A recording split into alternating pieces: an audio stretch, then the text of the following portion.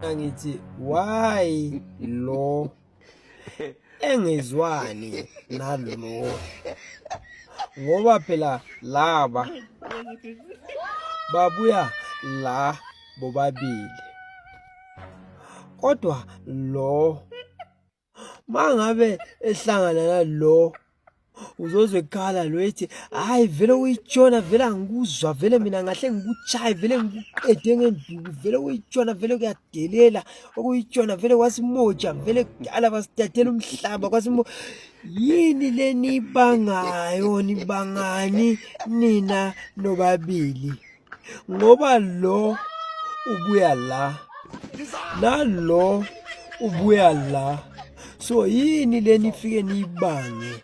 Talk about the now. Why is Zimbabwe so divided and we have these tribal wars happening that is also affecting the need to remove the main government in place?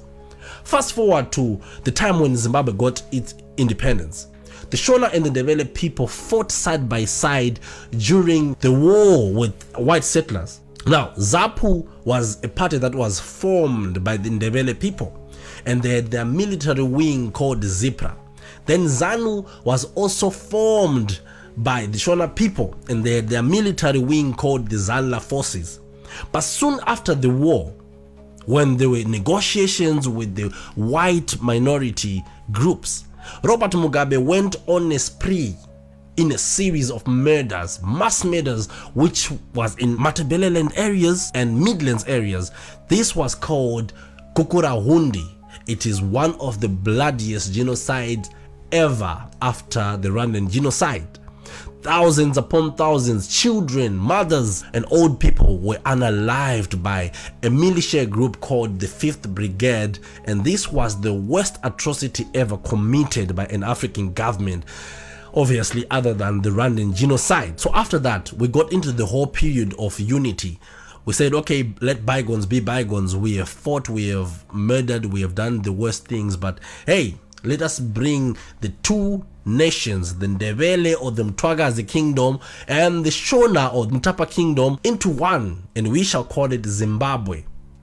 So this happened, but as you know, peace is not just a mere rhetoric. It's not just a thing that you say verbally. So there was no rehabilitation in these regions. There was no justice or peaceful justice that was served to the people, and these people became isolated, and many of them became stateless because they didn't know really where to belong. Are they really Zimbabwean? Do they feel Zimbabwean, or do they feel otherwise? Because of lack of justice, the people became isolated. Many fled to neighboring countries in search of greener pastures. And due to the lengthy period of suffering and isolation, we are talking about a region that was not really feeling its identity and feeling its traditional belonging to the land, because a new force was now in place and ruling over them. So after a lengthy period of isolation, a new group of Ndebele residents rose up to go on a mission that is somewhat considered by many as futile or a pie in the sky. This group is called Mtwagazi.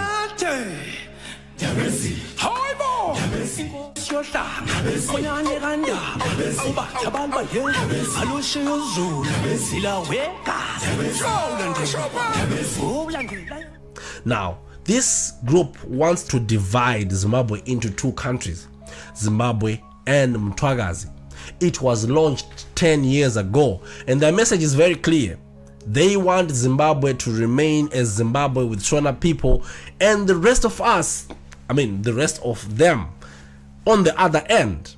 And this was launched 10 years ago, but their message and membership is growing faster than any political party, and they're becoming quite popular among their followers. Matabeleland is endowed with all the natural resources that you can think of: gold, methane gas, lithium, copper, and everything. But all these resources are not sustaining the people of Matabeleland and Midlands. Instead, they are the ones that are used to develop Mashonaland at the expense of people of Matabeleland. Now, why is this group so resolute about their views? Here's the link. There was an agreement by Sir Star Jameson that he did with King Lobengula, who was the successor of Mzilikazi, the one we talked about. So the agreement stated that there has to be a border. Guys, this is the story of the two tribes, Shona and Ndebele people from Zimbabwe. The two tribes who hate each other to the core, but when they are here in South Africa, they are preaching Africa United. But back home is bad. Back home, they don't want each other. Back home, they want to divide Zimbabwe into two countries. So, I don't know what to say, guys. Please continue watching till the end. You know, the war between Shonas and Ndebeles will never end. Like, you begin to think and believe that in Zimbabwe, they're just Ndebeles and Shonas. Tongas, Nyanjas, Nambias don't exist, and all the others, they are non-existent. You move to Harare, same thing, Bulawayo, but Harare, anyway, you come through. I grew up in Big Falls. I learned in Bulawayo for the bigger part of my schooling. But yeah, and I'm Shona. I might speak Ndebele better, but I'm Shona, yeah? And my Shona is not bad, honestly. Like, how can I put it? I know how to pronounce words.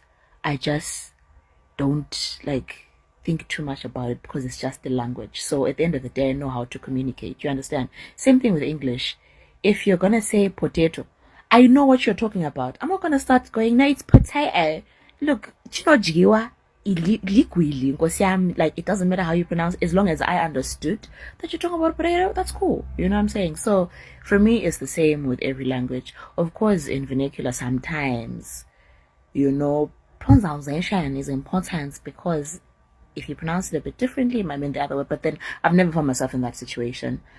But Shonas, okay, not all of you, look, don't come at me in the comment section. Anyway, some of these people will come at you and be like, how's your pan, the way you pronounce Kutiji? You're like, my guy, have you heard yourself saying Ingondo? Like, don't relax. Breathe. First of all, do you have a degree? Anyway, that's not the point. Let's not go that far. Which other language can you speak? You're out here judging my Shona. Mine, which is fine. Shiroto, Jirevo. What else? There's nothing difficult in Shona to pronounce. You understand? Ndebele. If you can't say that, if you can't pronounce that, then come at me. Then be there like, you're Ndebele, no, I'm Zimbabwean. I am Zimbo. If you can't speak Ndebele the way I do, don't be coming at me and going, how's him Shonaga? Ulindebele. Ulindebele. Of which, mind you, need to bear in mind that no lebeleka Nambia and don't want to lebeleka Kasakasa. But because Nambia and Shona are very similar, sometimes I might speak Nambia and they be there like, what in Dolebeleka? Like, yeah, because it's a different language. Your language is not the only one that exists in Zim. Also, like, vernacular is romantic, ne? But only when it's toned down a couple of notches, you understand? A couple of notches. You know what I mean? Like, in Zwaka baby. Like, you need to relax your tongue. So, like, if you are so hot-headed and your tongue does not want to just flow, I don't know. I'm so a romantic person. I feel like every language has like potential, and I'm here to exploit that. You know what I'm saying? So, like, I just feel like all these people who like come at me and stuff like that, y'all not romantic and y'all not cool, and I don't care. You see what I did there? Going way off topic, but you're still here. Why? Because you like things. Thanks, Kasha.